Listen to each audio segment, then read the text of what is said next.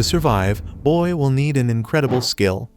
In this world, stability is maintained by making the strong even stronger, and the strongest can also eat more, thus increasing their spiritual energy. But one soldier discovers a mysterious power in this world. In the midst of a battle, the leader of one side is informed that the left flank is fighting well and managing to defend the plantation, but the right flank is being pushed back. Amid the war zone, humans resist the invasion of giant primates, wreaking havoc on the defensive lines. Among the protectors is Kai, who stands alone against a semi-human and calls his comrade Manso for help. However, Kai is knocked down and left vulnerable as new enemies surround the young fighter, while Manso is thrown away by a blow. Kai was about to be hit when a man strikes the primate from behind and saves the boy. Having done that, this warrior introduces himself as Alha, the eldest son of Malak Vezin, and the humans around celebrate the arrival of their lord. Tired of the invasion of these apes, Alha commands the foes to behold the power of the earth god residing within him. Instantly, the divine crest is activated on the noble's face, a proof before all that he bears the god's blessing. Soon, the apes attack again, but Alha easily cuts off the arm of the first and the head of the second. In their own language, one of the primates tells the others to back off, while he himself steps forward to challenge the blessed warrior alone. This ape is different from the others as he also bears a divine crest that radiates on his face, which theoretically would make the fight balanced. Confident, the semi-human charges with all his fury, but Alha's speed is unmatched. Using his agility, the man dodges a powerful blow while delivering an extremely deep cut to his opponent, ending the battle sooner than anyone could have imagined. Thus, the inhabitants of Lag Village raise their flags and celebrate the victory, as the remaining apes flee following the death of their leader. Observing the horrifying chaos left on the battlefield, Manso comments to Kai that they survived another day. Amid this, Alha extracts the divine stone from the enemy chief to feed on it. Then he orders his allies to do the same with the stones of other dead primates. Consuming the substance, the Lord is graced with a reddish aura around his body. Manso breaks a divine stone and shares it with his comrades. Before partaking, he gives thanks to Mother Earth and the spirit of the brave Earth God passed down to them by their ancestors. As the soldiers ingest the substance, they feel their spiritual energy increasing. Since eating the marrow of a divine stone boosts spiritual energy and makes you stronger, Kai wants to take more. But Manso warns him that it won't happen because they are merely common soldiers. Amid this, a warrior informs the Lord that the other stones will be delivered to the castle. An older fighter named Master Basco tells Manso and Kai that most of these items should be delivered to the blessing bearers, like Lord Alha. After all, stability is maintained by making the strong even stronger. That's how this world works. Realizing this, Kai laments that common soldiers like them need to become stronger without the aid of such useful resources. Later, at a feast involving the village residents, the leader declares that human lands in remote areas like theirs have been under attack by semi-humans for a long time. Yet Lag has been defended thanks to the effort of its brave warriors. He, Malak Vezin, is proud of each one of them. Sick of the talk, Manso just wants to eat quickly. And luckily for him, Moloch concludes the speech with a brief prayer of thanks to Mother Earth. Elated, Manso attacks the food but struggles with a part of the meal that is extremely tough to bite. Around him, another soldier at a table would love to eat as much as his comrades. Then a companion remarks that he just needs to work harder. By the way, Kai notes how lucky Manso is to get more grub than him, and the friend replies that he isn't the squad leader for nothing. With that said, Kai vows to train until he drops and gets stronger for a more worthy diet. Keeping his promise, the young warrior trains with his spear in the middle of the night, but ends up falling on his back on the ground after missing a step. Definitely, the meager food he gets isn't enough. As our grandmothers say, an empty sack cannot stand upright. Furious, the boy yells for a rice ball. Then Manso arrives at that very moment and asks what the heck a rice ball is. The friend explains that it just came to his mind, and although he doesn't know what it is, he's sure it must taste good. Manso responds that the kid sometimes really flips out, which he agrees with completely, even if he has no idea why. Finally, Kai asks his buddy to look at the village graves meant for people with families, and then compare them to the graves for people like him, who have no parents or siblings. They are just twigs and stones covered in vines because these people have no one to mourn their death. Therefore, the boy believes he is doomed to be forgotten. Being honest, he feels as though he never lived in this village from the start, and this creates a need to not accept this reality. And that's why the warrior will become as strong as he can to survive.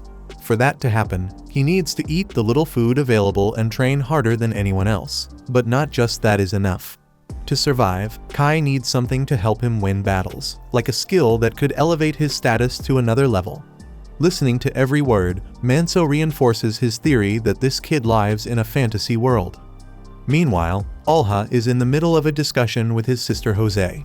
According to the Blessed Warrior, their father does not expect the girl to do what he does, considering that the women of the Baron's house do not need to learn to fight. Saying this, Alha takes the staff from his sister's hand and walks away, and Jose laments that she could have helped the village if she were a man. Returning to the private, he's training with the squad leader who makes it clear that the kid won't win any battles if he just keeps backing down. At one point, Kai is hit and falls on his back again, but instead of colliding with the ground, his body simply sinks into a fantastical sea that was covered in embers.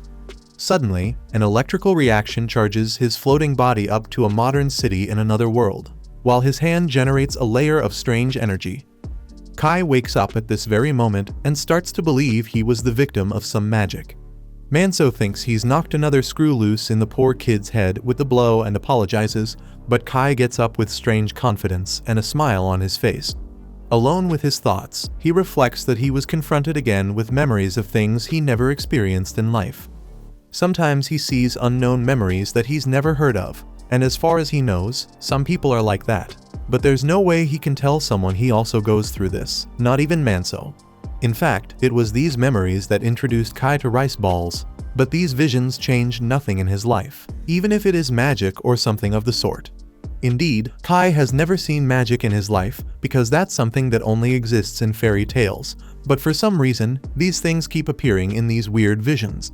Now, if by some chance he could use spells in a battle, it certainly wouldn't be bad.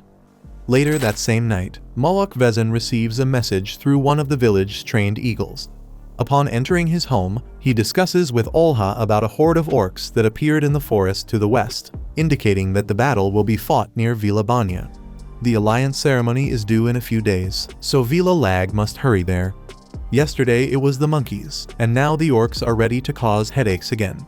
Moloch laments that the soldiers simply don't have time to rest, but his son reminds him that it is a soldier's duty to march and shed blood to defend their land without question. Still, the leader argues that all the villagers are Moloch's children. Unable to sleep, Kai comments on the absurdity of producing flames with his hand. In the bed next to him, Manso wants to understand what trip he's on now, and Kai explains that he was thinking about something like a waking dream. Manso says that it might not be a dream, as there was once a traveling monk who, without a fire sign in a completely dark place, raised his finger and summoned flames, using it as if it were light. Kai is impressed by this and asks if it's really true, and his friend says it's just a story he once heard. The next day, the young dreamer leaves the dormitory early in the morning and thinks about what he heard before falling asleep. Perhaps, for some reason, he might also be able to draw fire from his fingers. That is, if this magic thing uses magical power. If that's what it is. As far as it is known, this business is obtained by gathering the mysterious power that exists in the world. And the world in which Kai lives is also made of a mysterious power. Spiritual energy is within each person and increases when they eat divine stones. If a good amount of this energy is gathered, perhaps the boy might be surprised with something special. To test his theory, Kai first goes to the plantation at the back of the dormitory and tries to summon fire with his finger through a vocal command, but nothing happens. Then, he holds his wrist with the other hand and focuses all his mind on the finger, but it seems that mere desire is not enough. The question would be how he can gather spiritual energy. Considering that this energy is probably inside his chest, Kai focuses his mind to feel that area of his body, and feels a kind of heat where his divine stone would supposedly be. Letting himself be carried away by this heat, he points his finger forward again to try to shoot fire, but with the force he was making, it was easier to drop his butt. Amid this, a legion of orcs marches westward, leaving a trail of dead humans along the way until reaching the vicinity of Villa Lag. Without delay, Master Basco learns from a message from the Baron of Villa Bagna that the enemy species is observing their movement from within the forest. In a joint action, soldiers from both villages unite to investigate the woods, and when orcs are seen lurking, a group of human scouts advances on them, including Kai and Manso among the battalion. Manso pierces the chest of the first target and knocks him down. Kai tries to maintain his balance amidst this duel, but ends up being hit by a comrade from Bagna who was thrown on top of him. The responsible orc slowly approaches his next victim, who is trapped under the dead soldier and can't get free. But just when he would be killed, Kai is saved by numerous arrows that hit the monster. Enraged, Manso orders Kai to stop messing around, while the young fighter feels a sharp pain in his leg. Meanwhile, Lord Alha shoots through the trees of the forest and sinks an orc's head into the ground without even needing his weapon. At the same time, the other giant pigs that saw what happened to their buddy flee, and Alha chases after them. A soldier thinks about pursuing the enemy as well, but a colleague warns that it's no use, as they are invisible to the Lord's eyes. Manso is forced to carry his injured partner, who apologizes for causing this trouble. Suddenly, a soldier alerts that Lord Alha has left this area to the soldiers, which confuses the squad leader since they still have orcs in the fight. Kai asks his friend to leave him there, but of course, Manso refuses and carries the young man back to the base. Master Basco orders the rest of the squadrons to spread out and run, so the orcs can't pursue everyone. To the misfortune of the young injured man, there was an orc pursuing him and his companion, but very slowly just to have fun. Knowing that the two will die there if things stay as they are, Kai asks Manso to leave without him. After all, Manso would do the same if it were the other way around. Saddened by the harsh reality, the ally promises to tear the vines off the boy's tomb, then runs off. Finally, when Manso takes off running, Kai heads back into the eye of the storm, where his comrades are fleeing and dying at the hands of rival semi-humans. Meanwhile, the young man refuses to die, reminding himself of this as often as necessary while memories of his life flash before his eyes. Soon, he stops when he senses the presence of his pursuer and demands that he stop hiding and face him. As a last resort, the human attempts to cast magic from his finger, but nothing happens. Suddenly, a machete flies towards the boy, slicing through his shoulder and causing faint sparks to fly from his index finger. The orc who threw the machete charges at the boy and grabs his neck tightly. Yet Kai continues to refuse to die, not wanting his spiritual energy to be extinguished in this place.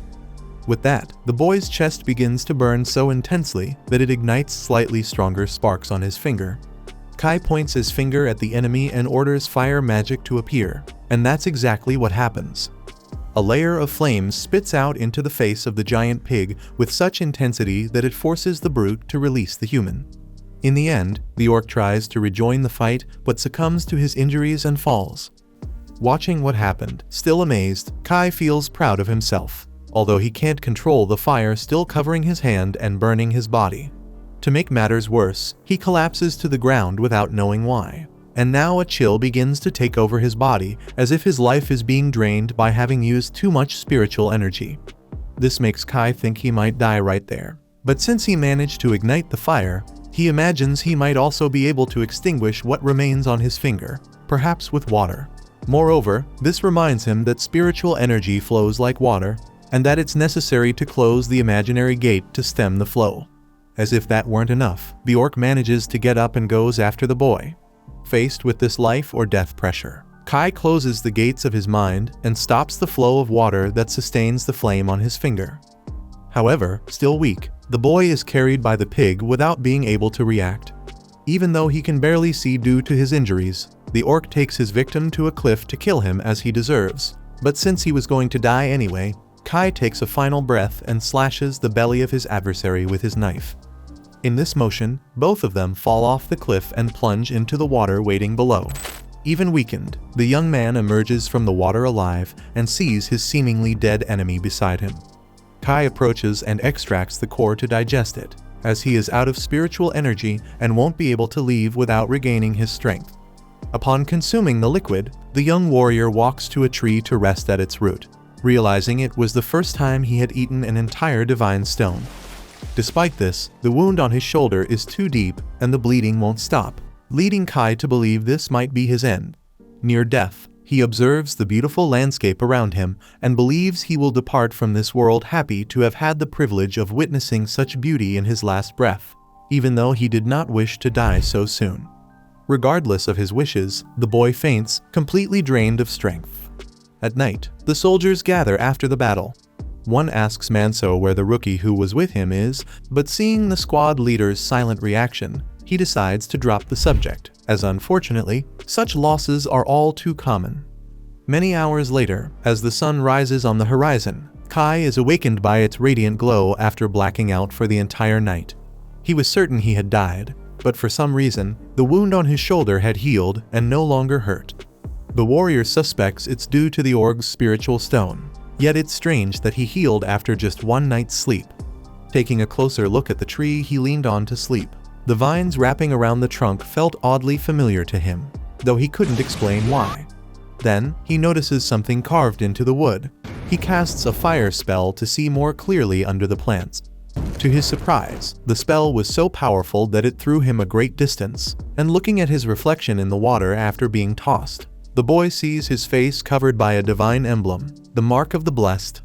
Suddenly, the emblem disappears, and Kai returns to the tree to decipher what was written, but he had never seen those letters before. Not understanding how his face bore a divine emblem, he runs to a pile of crumbled rocks to escape, but during his climb, his emblem reappears, and the strength from it causes him to break one of the rocks he used to ascend. Back on the sand, he picks up another rock to make sure it was indeed he who broke it with his own hands. Amidst this, a voice in his mind utters the word "Go," prompting Kai to scale the cliff with dazzlingly high leaps. Disbelieving what he had done, he reaches the forest and looks down at the mysterious tree that seems to have awakened something within him. As he walks deeper into the forest, Kai thinks the power he acquired is even more incredible than magic, but he wonders if it really could be a god's blessing. Anyway, if he truly is blessed, he celebrates the fact that he can eat as many spiritual stones as he wants. But then another doubt arises. Maybe he isn't blessed, despite having a divine emblem. Whatever it is, it's best kept a secret for now. Hours later, Manso does his duty with a sad expression, but soon he relaxes and smiles when Kai emerges from the forest. A day later, despite his disappearance and the serious injury he sustained, the young man was back to work as usual. Alarmed, some colleagues approach Kai and ask how far he plans to plow the land alone. Looking around, the boy realizes he has almost completely plowed the field by himself, something humanly impossible, at least in theory. At least, looking at his reflection in the water of a bucket, he notices his emblem didn't appear, even though he had exerted so much effort.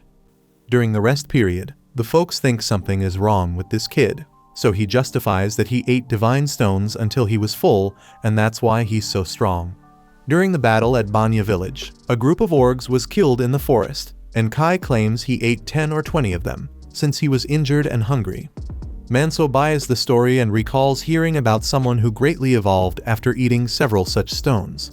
Thus, it might be that the kid really jumped levels overnight. Meanwhile, a woman notices Elsa eyeing the men and asks if anything there caught her interest. Nearby, Lady Jose asks Master Basco how the preparations are going, and he shows that he chose the best offerings for the tombstone. Remote lands like their village are scarce, but the people manage to harvest well thanks to the feats of the Lord of the Domain and the Earth God within him. After all, the blessed are the protectors of the land, and their strength makes the land fertile. After making sure no one was looking, Kai goes back to the dormitory grounds to practice his magic. This time, focusing his finger with a vocal command, he actually manages to fire flames and also doesn't feel his spiritual energy depleting. Therefore, he's sure he now possesses incredible power, but still doesn't know if he is blessed or not. Unfortunately, the boy is caught by Lady Jose, who tries to understand why the kid's finger is on fire.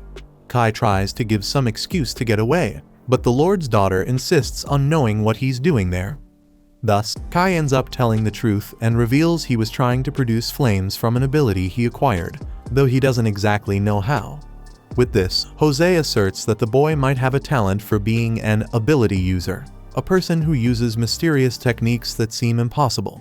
That's what members of special families from the central region and some monks are called. Honestly, Kai thought that was magic, but the girl has no idea what that word means. Setting that aside, she notices Kai didn't even get tired from all this and wants to know if he's the boy from the rumors, who ate a bunch of divine stones and became powerful. When he confirms it, she observes that the boy is still intact because he has more spiritual energy than usual, so he might be stronger in every way too. With this in mind, Lady Jose decrees that Kai will train with her. Without delay, the two began a mock combat right from the start. Feeling the pressure from his opponent, Kai realized the power that the blessing could bestow upon a person.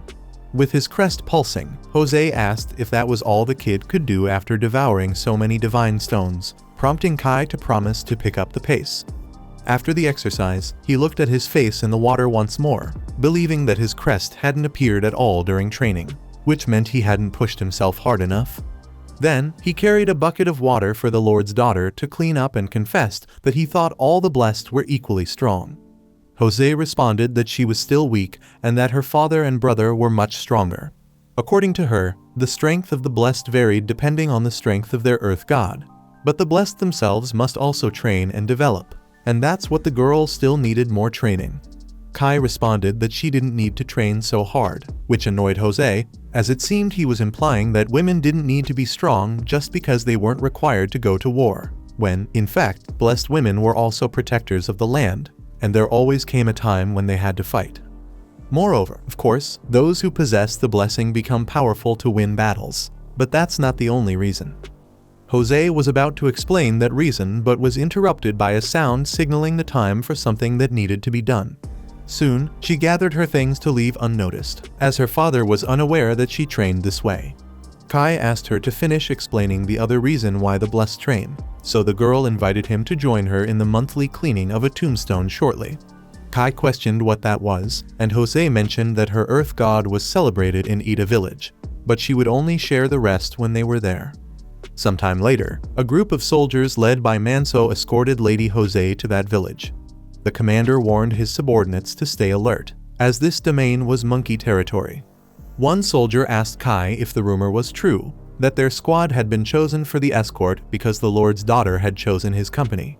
Manso interjected to say that Lady Jose didn't even know this kid, but some among the men believed the rumor, making Kai the center of attention in the group. Further ahead, upon reaching a ruin on the way, a soldier told Manso and Kai that this village had once belonged to the Moloch family, but they had fled from being attacked by demi-humans so often.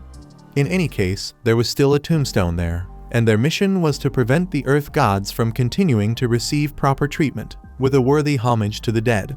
Besides that, the soil of this region had become completely infertile, given that the grace of the earth god had diminished and was not reaching this territory. With that said, to the surprise of the seasoned warrior, Lady Jose approached and told Flynn that she wanted Kai's company to take a look around the village. Jose led Kai to an area where there had once been a plantation, but now it was just a pile of dead flowers in a turned and dead field. In turn, Jose prayed for the grace of her god to gather in that space, creating a red aura that flowed through the plants. She explained that the blessed had the power to do this, but unfortunately, the spirit of the god had weakened too much after Ida village was abandoned, and it also had to be taken into account that Jose herself, the blessed of this region, was not strong, and all she could do was tend to this small flower garden. For instance, the plantations of Lag village grew well because her father was strong, always keeping up his training and consuming divine stones to maintain the power necessary for the health of that soil. The stronger the blessed of that land, the more fertile the land will be. The more fertile the land becomes, the more powerful the god gets. In short, as Jose had said, the blessed don't train just to fight, but also to honor the power of their god. Nearby, a soldier returned from a subterranean passage and confirmed that there was nothing unusual inside. Flynn ordered Squad 1 to stay there and protect the area, while the rest would go down with Lady Jose. Once in the depths of the underground passage, Kai encountered the tombstone of the earth god and noticed that the same inscription was also on the stone of the valley, making him think that it too was a tombstone of a god. Soon, the boy discovered that he could read what was written if he touched the tomb. It said, "I, Idolin, am your servant. I serve the god of Lagdalacta." Then, he moved to another side of the tombstone to try reading, but this time he couldn't. He understood what each word meant, like temple or pact, but they didn't form any sentence. Jose asked why the crazy guy was talking to himself, and distracted, Kai ended up looking at the girl's neckline, which made him even weirder than he already was. Around the ruin, two monkeys approached the area and saw the movement of the humans. Inside the subterranean passage, Kai shared that he didn't know Jose trained to become strong for Ida village, and she shared that one day she intended to rebuild the village. After all, she had received the protection of Idolin, the earth god of Eda village, which made her responsible for this place.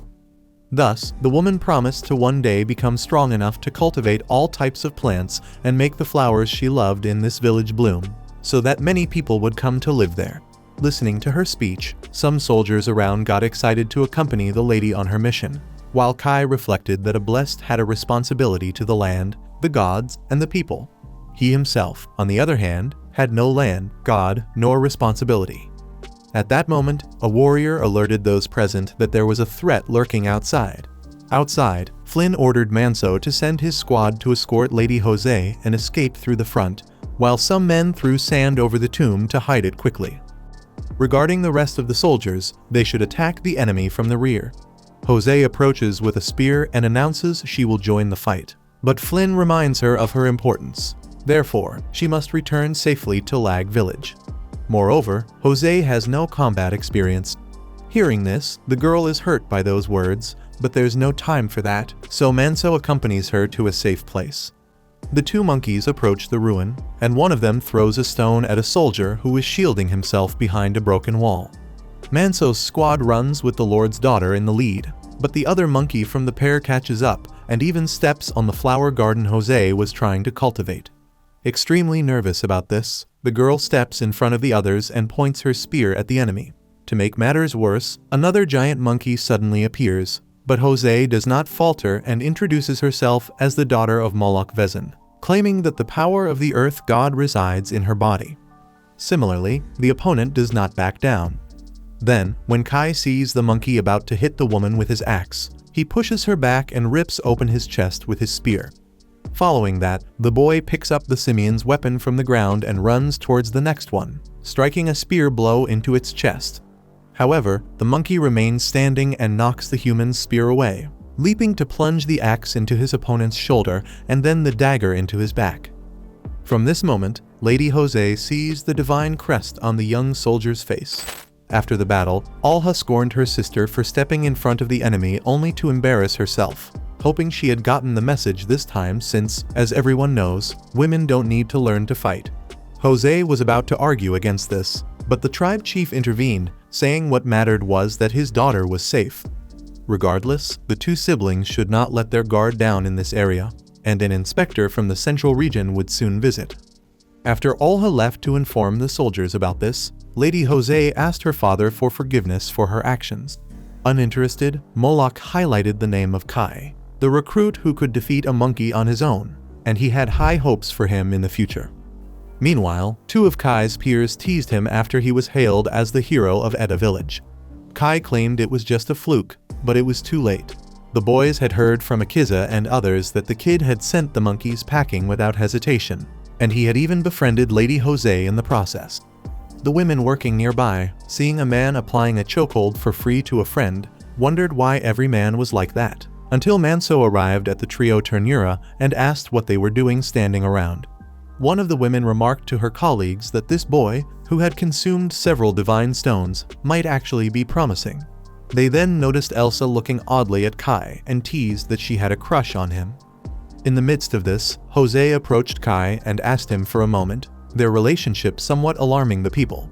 Eventually, Jose took Kai aside and thanked him for saving her in Ida village, mentioning the divine crest she saw on his face during the fight, though she wasn't sure if she had imagined it. Speaking of the fight, she confessed she had frozen in front of the enemy, which made her realize that being strong wasn't enough.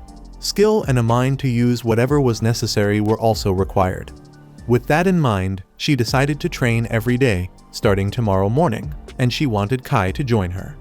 Later, Kai was chopping wood for the village while pondering the invitation he had received. Elsa approached the young man and handed him some water.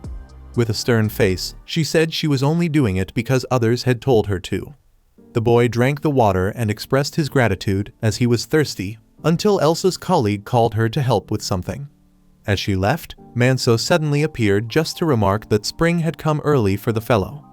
Suddenly, a bird's call caught Kai's attention. He felt as though he had heard it before.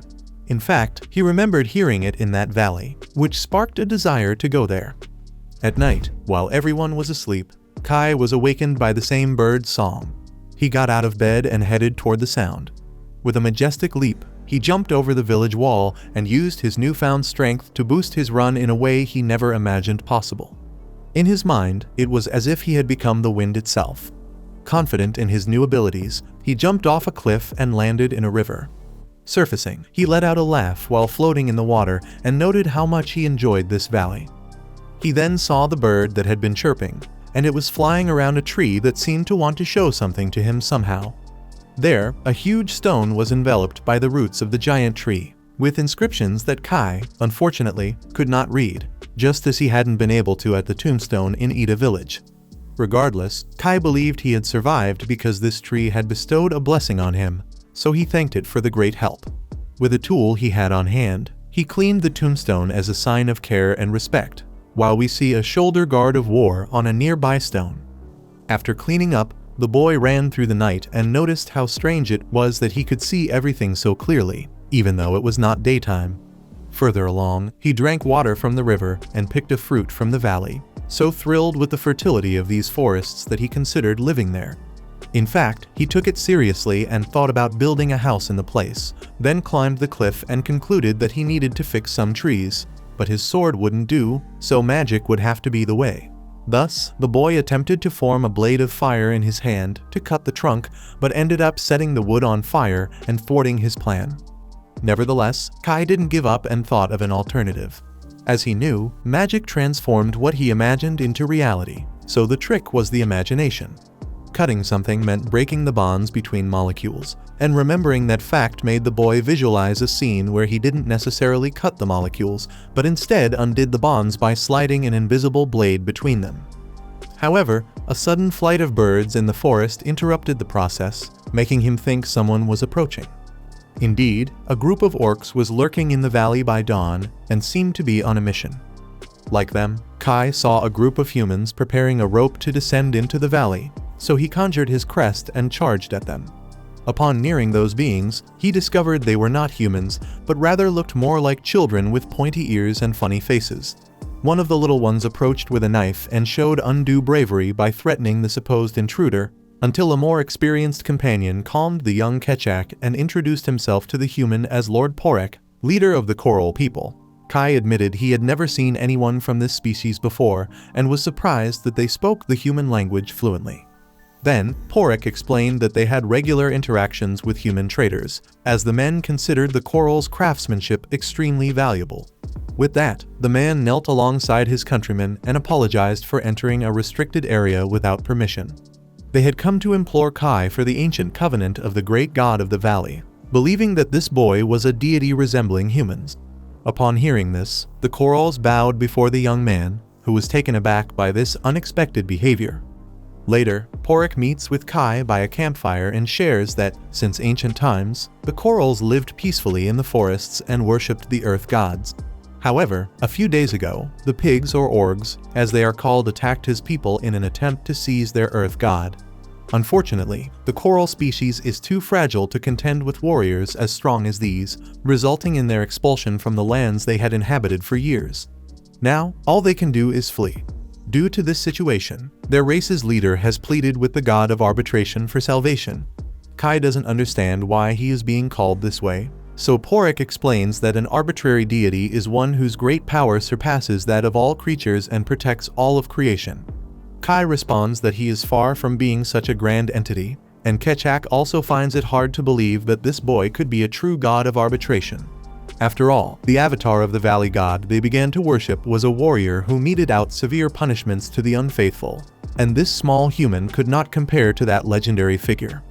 Still, Porek believes Kai is the right person, as he had once entered the valley without permission as a youth and endured God's wrath, gaining a condition that affects his eyes.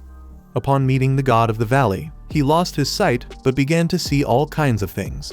According to the Coral, this world is filled with spiritual light, the light of spiritual energy, and Porek sees that Kai is imbued with a noble blue light of this kind, making him realize at first glance that the boy is the god of arbitration who has received the valley's blessing. Moreover, the elder mentions that he has already offered a sacrifice to the god. His granddaughter Aru gave her life to the valley. Outraged by this situation, Kai leaps into the valley in an attempt to save the girl. The corals try to pull the rope to bring her back, but it snaps. Quickly, the human reaches the injured coral and, remembering how he healed his own wounds, thinks he could do the same for her by imagining her getting better.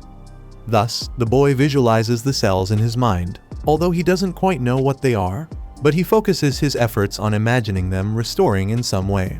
This visualization generates a small wave of magic that directly affects Arua, so Kai assumes she has been healed and places her back on the ground to rest.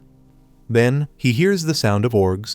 They had arrived and were already causing chaos among the coral people at the valley's entrance. Ketchak tries to protect his lord while cursing the pigs in every name possible. A little girl was in danger and about to be struck by a giant pig, until Kai steps in to stab the enemy in the chest, ending its life on the spot. Immediately, the corals who witnessed the scene thank the intervention of the great god of arbitration, while Kai watches the scene of destruction and death. With anger in his expression, he approaches some orgs and demands to know their business there. In their language, one of the pigs tells the boy to stay out of it, and a crest lights up on the beast's face as it speaks. Suddenly, a voice inside Kai tells him to kill the orgs and make them pay for what they did with blood, instilling fear in the enemies. Kai assumes it is the voice of the valley god, and indeed, the tree's tombstone was emitting a strange bluish energy, which makes him even more certain of this theory. The human decides to follow what was said and prepares to instill fear in the enemies. Similarly, Porek steps up to join the battle, as he also bears a divine crest and can be useful. According to the chief, the coral people of Hachel village swear devotion to both the valley god and the god of arbitration, so they must fight this battle, which is also theirs. Then, the orgs see that Kai has a blessing and wonder if it could be the blessing of the valley, which terrifies them. Nevertheless, their leader demands that the human be killed along with the corals, so his subordinates attack recklessly. Kai responds with his vast ability by finishing 2 pigs with just 1 strike each. When the third charges at the boy, Porek shows his skill and subdues the monster with his sword, impressing Kai. Despite this, the coral chief makes it clear that this is the extent of the combat techniques his species can perform. From now on, Kai must resolve the situation. Thus, the god of arbitration emanates his crest, takes a sword from one of the orgs, and slowly approaches the rival leader. Since the giant pig has contaminated this valley, Kai cannot allow it to leave alive. The org tries an excuse, arguing that this is not a matter for humans, but between corals and orgs. However, Kai makes it clear that this matter is also his, as these monsters entered the valley without permission. The org farts in fear and promises to retreat immediately, but it's already too late. Exuding a bluish energy, the god of arbitration announces that he will kill the pig for the peace of the valley. The org sees the image of the valley god manifesting from the human's energy, which makes him sit on the ground out of sheer terror and beg for his life. However, his plan was only to create a diversion to attack Kai at the right moment, which he manages to do. But Kai cuts the beast's arm using magic, as if it were a blade in his right hand. Seeing this scene, the corals go into shock and try to understand what happened. Despite the severe injury, the org does not give up the attack, so Kai announces that the enemy must learn from its own blood. With his hand imbued with magic, the boy shreds the monster's chest while repeating the words about instilling fear in the opponents. In that motion, Kai pierces the creature's chest until he rips out its heart, and that convinces Ketchak that this is indeed the valley god intervening in the situation. Similarly, Porek recognizes the blue flames that burn his eyes anywhere, those eyes that the god took without pity, but that are also capable of granting mercy by carrying the scale of life. The god of justice who has looked after the world since the era of the gods. And that is his divine stone. Kai looks around, slightly confused, as his allies begin to sheath their weapons. That's when it hits him, he's just killed a blessed one for the first time. The corals begin chanting in their own language, and their leader steps forward to translate. They're rejoicing because Kai is about to claim the blessing of the Great Boar. Those who consume the divine stone of a blessed one absorb the power of the earth god and inherit his blessing. Though no one can be protected by more than one god at a time, a person can consume the power of multiple gods and use it to grow stronger and protect this valley. So, with humility, Kai decides to share the divine stone with Porek, who can hardly believe he's being given the chance. Kai tells him that he played a part in all of this and deserves his share. Porek thanks him, drinks without hesitation, and the liquid turns his eyes unnaturally black, a mark of its power. As for Kai, he watches a blue energy rise from his back, energy Porek recognizes as the earth god. When a blessed one dies, their god's spirit returns to its tomb. And now, Kai feels a sharp, searing pain in his chest right where his own divine stone rests. Porek suspects it's a side effect of consuming another blessed stone. Though he's clearly in agony, Kai pushes himself to his feet and tells everyone to stay away from the valley. As he leaps from the cliff, a memory strikes, a terrifying scene from his childhood. A massive fire, people holding him tight, a ruined city overrun with lifeless flowers and corpses. Then, out of nowhere, a gun-wielding monkey stepped into his path, threatening him. Kai wakes with a jolt, back in bed, and gets an even bigger shock when he realizes Aru is lying under his blanket. Naturally, he freaks out. He didn't even have a blanket before. She calmly explains that she covered him up, he couldn't afford to catch a cold. Aru was offered to the god so that Kai could hear the plea of the Hakar people. From now on, it's her role to stay by the god's side. Kai immediately tells her to go back to her people, but she insists she can't. Her grandfather warned that disaster would fall on them all if she returned, and besides, Kai saved her life. Now, she feels she would die without him, so she's chosen to serve this god forever. Kai clearly doesn't like the idea, but when he notices the sky getting lighter, he realizes it's already morning and rushes off toward the village. Climbing the ridge, he finds the entire Coral tribe waiting. Their leader bows deeply, thanking the god of arbitration for bringing justice to those who wronged them. From now on, they'll dedicate themselves to this deity.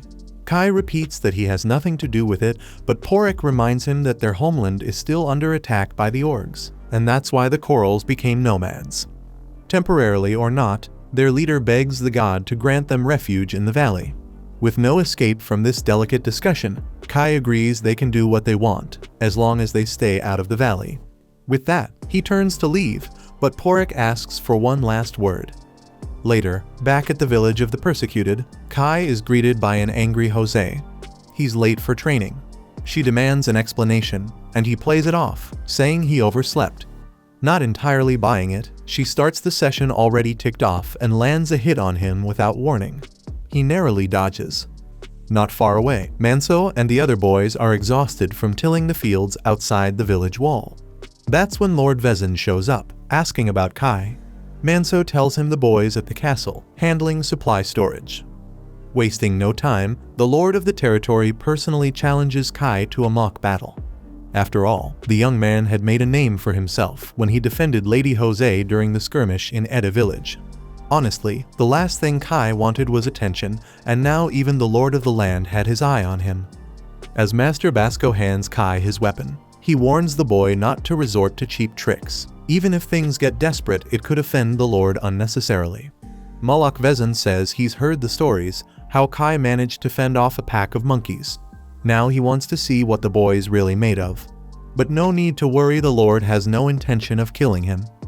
Kai recalls the last thing Porek told him, to hide the fact that he's blessed. Since he only recently inherited his god's protection, he'd be easy prey for other gods until he learned to wield his power. With that in mind, Kai decides to hold back as much as possible, suppressing his strength to keep his crest from appearing. And so, the duel begins. The two fighters touch weapons in the center of the makeshift ring. Without delay, Moloch launches a heavy strike. It catches Kai off guard. He dodges, but a barrage of attacks follows, forcing him onto the defensive. The pressure is so intense that Kai's crest appears on his face. Desperate to hide it, he drops his head. Seeing the boy slouched and seemingly defeated, Vezin mutters that he clearly overestimated him.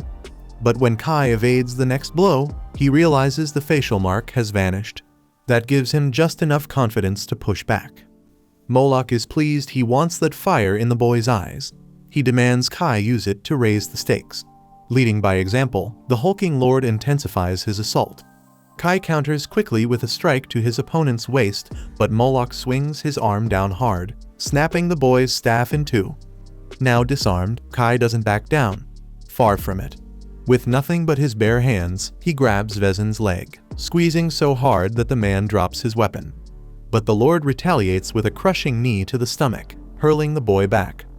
Blood pours from Kai's nose, visible to everyone watching. Elsa is frozen in shock at the damage he's taken. In the end, that turned out to be the final blow that ended the fight. Bleeding, on his knees, and completely drained, Kai could barely stay upright when Moloch Vezin let out a hearty laugh and declared with genuine amusement that he liked the kid. Then, lifting him up with his own hands, he announced that starting tomorrow, he'd be training the boy himself.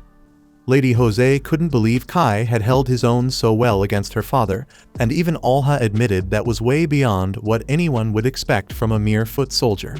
Moments later, Manso arrived with the gang, all of them laughing about the beating their friend had taken. Meanwhile, Elsa remembered the day Kai swore he'd grow stronger, and after witnessing that battle, something about it stirred her heart. Later that night, Kai got out of bed and ran joyfully toward the valley. Jose and Moloch had been taking up all of his time lately, and now finally he had a moment to slip away. When he arrived, he noticed a lit cabin and immediately assumed the Corals had entered the valley without his permission. But when he peeked inside, he saw Arua, casually going about her evening in the newly built hut. She'd put it all together herself for her god and hoped he'd be pleased. Though Kai seemed grateful, he held firm in his decision to send her back to her homeland. Still, the girl did everything she could to win over her favorite deity, offering him all kinds of delicious food. And with his stomach growling, there wasn't much Kai could do but give in at least for now. Without hesitation, he dove into the food and devoured it like he hadn't eaten in days. When Aru offered him more, he didn't think twice.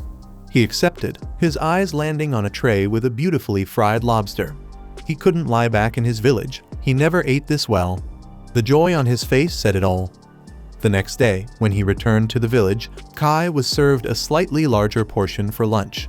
A few of the guys grumbled that he got more than they did, but the cook reminded them that they'd been slacking in the fields last time. If they wanted more food, they'd have to earn it. Manso joked that spring had truly come for his buddy, and all the attention Kai was getting clearly annoyed him. He kept grumbling at anyone who teased him in public. Watching it unfold, Elsa got distracted and accidentally overfilled a man's plate. Surprised, he asked what she felt for him since it wasn't every day he got that much food. That night, Kai returned to the land he was meant to protect and found Aru there again, marking another evening in his double life. By early morning, the god of arbitration was already sparring with Lady Jose, and as daylight replaced the stars, Kai was back in the valley, alongside his unusual companion. Days passed in that same rhythm.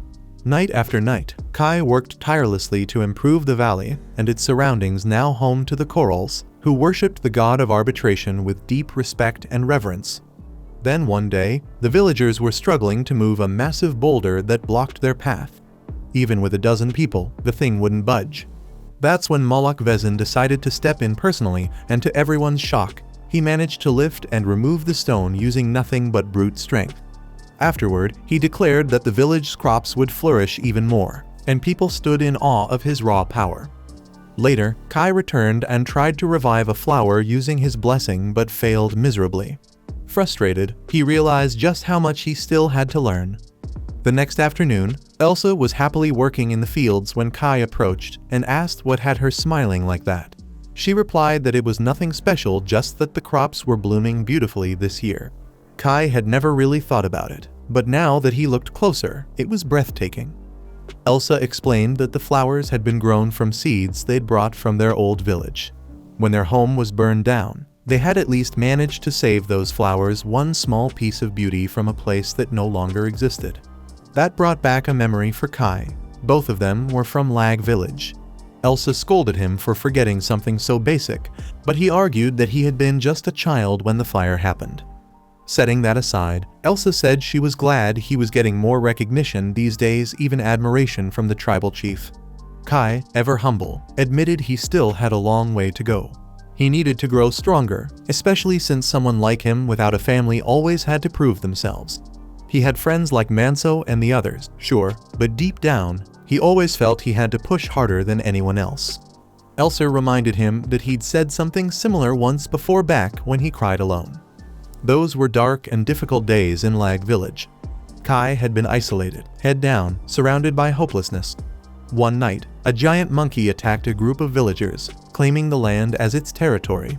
And despite being just a child, Kai stood in front of the creature, trying to fight it off.